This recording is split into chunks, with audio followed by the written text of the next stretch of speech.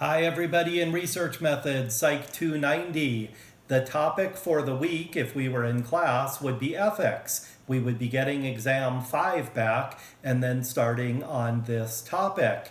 However, some of you still have to take exam 4. Make sure you're keeping up with the work. We still have the same end of the semester deadline that is posted on Canvas of the 23rd of May. Speaking of Canvas, all the material we're going to discuss here can be found under assignment number 9. If you click on that, you will see the actual assignment, which is good to look at, but you don't need to turn it in.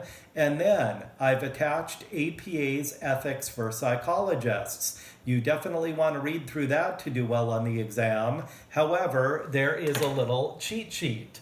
What you would click on is where it says, where there's an attachment, that this will help. So click on that, that's what I just did, and then you have it at your discretion to look at that and the ethics that's also attached. So 3 attachments there. Within the reading packet, however, I would have you look at, in class if we were meeting, 2 different case studies that really happened in the history of psychology. One is the Tuskegee study, which I think is awful. This was nearly 100 years ago. They fooled military personnel into thinking they were getting medical treatment when they weren't. They were part of a placebo group. Never told them ahead of time that that might happen. Never told them after the fact, debriefing as we call it, that they were not given real medicine. Same thing that's perhaps equally as bad, but maybe in a different way, the Milgram study. You think that you may have killed someone and electrocuted that person. They never told people in advance what the study might involve, like deception. Never debriefed them after the fact. Also unethical. So the reason why we go over that in class is to know the difference between things that are unethical and things that are illegal, like you could get arrested for it. You wouldn't get arrested for many things that are unethical. It is like a Venn diagram, though. Something could be unethical and illegal, like child molestation of a child therapy client.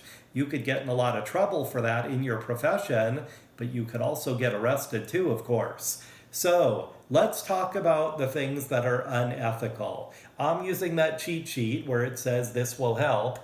I'll tell you the ones to know for the exam. 1.01, conflict between ethics and law. That explains what I was just talking about. Things are unethical, they're illegal, or they're both. Insurance fraud, for example, that's not part of the ethics, but that's certainly illegal. 2, Section 2, boundaries of competence. You have to know what you're trained to do and what you're not. Sort of like a medical doctor. You wouldn't want your eye doctor doing your heart surgery. Same thing in psychology. You have to know what your training is and receive proper training and practice to be able to do that type of psychology work. 2.03, maintaining that competence through continuing education, workshops, and training. 2.04, you have to have a basis for any professional scientific judgment that you're making. You can't just have an opinion. It has to be based on research and fact. 2.05, delegating work. You guys are my students. I have to know what type of work is appropriate if you are helping me with a study or any kind of project. I can't just pass it all off onto people who are less well trained or less knowledgeable. You have to use appropriate judgment.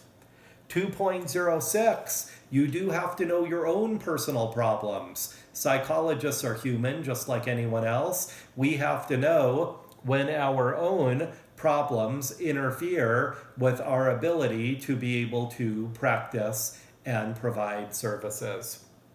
Section 3, the first 4, 3.01 to 3.04, are things that most professions have, and you probably know anyway. You're not allowed to harass people, intimidate them, discriminate against them, sexually, physically, intimidation, anything like that. 3.05, as psychologists, we do everything we can to avoid multiple relationships. It wouldn't be appropriate for me to have you as my student and my therapy client or my research participant. You want to avoid multiple relationships. Same thing with friendships. You don't want to evaluate someone you're already friends with or even do therapy with them. That would be a multiple relationship. 3.06, conflicts of interest. If I already have an opinion about somebody, I've already read about their case, I know them, you want to avoid cases like that. 3.08, exploiting people, taking advantage of them, manipulating them, you avoid that as well. 3.10, informed consent. There's something called consent and assent. Consent is more legally binding. You get someone to sign something, but what if it's a child or an elderly person who has a guardian, someone low functioning or mentally ill? You might want to get them to agree to participate and have someone else do the legal consult. Now, when I work with the juvenile court, it's the court that gives the legal consent. It doesn't matter what the parents think, but usually the parents are on board with it anyway. 3.12, when you're interrupting services, you need to have a plan in place. If you get sick or you go out of town or you're not available as a psychologist, you need a plan. Section 4, privacy and confidentiality. I do need to discuss with people the limits of confidentiality as a psychologist. If I have any belief that someone is going to get hurt physically or emotionally, sometimes it's not so obvious. A teenager who drinks alcohol or smokes marijuana, I might think, oh, nobody's going to get hurt. But wait a minute, what if that kid starts driving? That changes everything. You have to use appropriate judgment and determine if you're learning anything where someone could get hurt. You do need to be aware of that and act accordingly, whether someone needs to be informed. If it's the police, DCS, the kid's parents, you need to be able to maintain confidentiality unless there's a risk of harm. Next thing, we'll skip to Section 5. You discuss confidentiality and the limits thereof. Section 5, avoiding false or deceptive statements. I can't advertise myself anything other than what I really am. I'm a clinical psychologist. I have training in certain areas, but not others. I need to be truthful. 5.06, in psychology, we're not allowed to make in-person solicitations. Other professions can. You might have heard of some attorneys referred to as ambulance chasers. They look for people in need, whether they're in an accident or whatever. We're not allowed to do that in psychology. The people have to come to us. If I want to advertise at all, it would be by being on a radio or TV show, perhaps, or being interviewed. I can't actually solicit people and say, hey, I think you need a psychologist. Next thing, Section 6, fees and financial arrangements. It bothers me that in the ethics, if you read through it word for word, it says as soon as feasible. I don't like using the word fees, talking about fees. Kind of sounds weird. But anyway, as soon as possible. Someone's in a crisis, you don't say I have a payment plan and you can put it on a credit card or go through your insurance. You got to use some judgment and talk about that stuff as early as possible in the therapeutic relationship. Section 6.05, bartering. You try not to trade services. Let's pretend someone can build me furniture and I'll do counseling with their kids. Or someone can fix my car and I can do marriage counseling with them. What if I don't feel like I got good service out of that person? I might want to retaliate or stop doing the treatment that I'm doing with his or her family. You see how that can be a mess? You try to avoid bartering if at all possible. Section 7, accuracy in teaching. Have you ever had a high school or college teacher who tells you more about their opinion than what is fact? We're not supposed to do that in psychology. We're supposed to teach you based on research and accurate information. 7.04, student disclosure of personal information. We are not supposed to make you disclose things that would be considered personal or confidential or private information. Now, some of you who've taken other classes with me, you might have seen assignments where perhaps I say, describe an early memory. I can't force that to be a personal thing. That's up to you. Some teachers do that, and they really shouldn't, especially in psychology. 7.07, sexual relationship with students and supervisees, people who you have power and control over. Avoid it. That's all it says, basically. Section 8, we're moving right along. You don't have to follow this, but I do. Institutional approval. As a psychologist, I need to make sure that my college approves of the research I'm doing. The same would be true if I was working for a clinic or a hospital or a university or a corporation. Informed consent is what the people need to sign saying they'll participate, but there's also a review board for my college or anywhere else that I would work that would approve my study. That's 8.02, the informed consent. Same thing, you have people sign saying that they will be in your study. 8.04, you don't force your therapy clients or your students or your supervisees to be in your study. 8.06, inducements. You don't want to bribe people, but it's okay to offer a piece of candy, a refrigerator magnet, even a lottery ticket, I've heard people do, something just to get them more motivated to participate and turn in the survey. You don't have to do that, but people do. If I offered someone a car to have a brain surgery, that would be a bribe. That's not just an inducement. Next one, deception in research and debriefing. We just talked about how those two famous studies did not do that.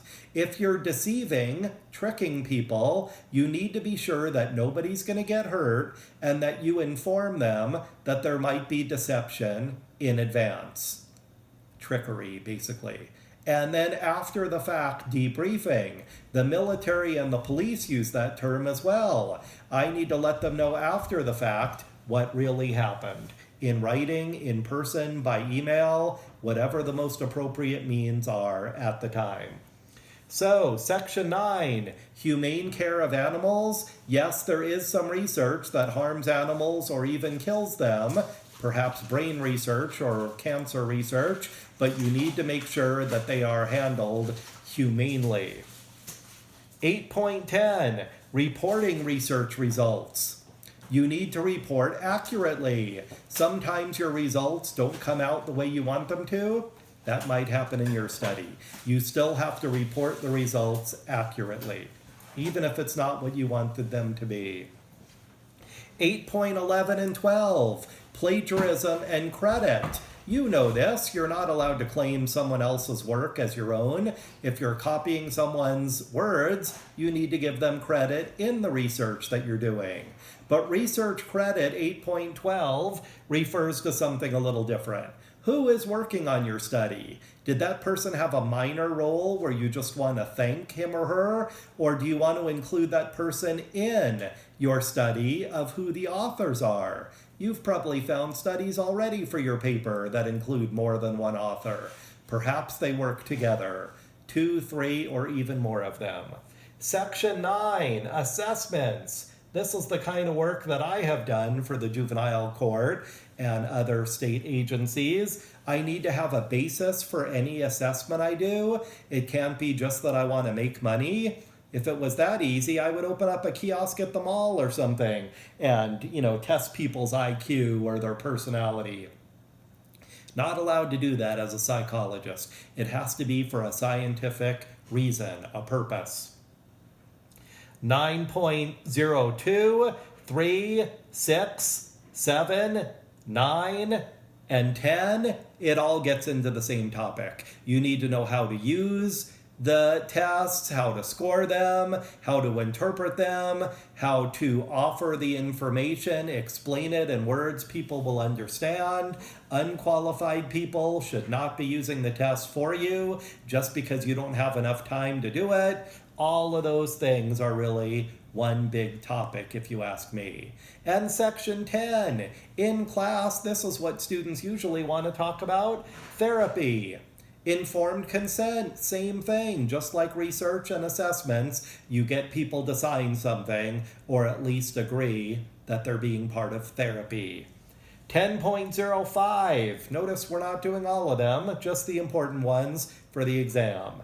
Sexual intimacies goes from section 10.05 to 10.08. The best advice, don't do it. Keep your sex life separate from your work life in psychology and in pretty much anything else you do. Best advice. But what if both people are adults? What if it's years later that you see someone again and you haven't done therapy or research with them in a long time? Well, APA has provisions for that. It has to be 2 years at least. You have to be able to prove nobody's going to get hurt because of the intimate sexual relationship. Better advice: keep your love life and your work life separate. 2 more things and we're done. Interrupting therapy. Just like with other kinds of jobs and other types of psychology roles, if you are going to be interrupting services, then you need to have a plan in place to be able to let people know. And the last one, terminating therapy. This is appropriate to be the last thing we talk about because it has to come to an end. You don't go to the same counselor or psychologist forever, so therefore you need to have a plan in place, perhaps telling people, hey, when services are over, you can always call me, or here's numbers of other places you can go. That is important that a plan be put into place. So I know we covered 2 class periods worth of material very quickly here, but I sure hope this helps you not only with exam number 5, but just to understand what it means to be a psychologist and the rules, standards, and laws that need to be followed. Until next time.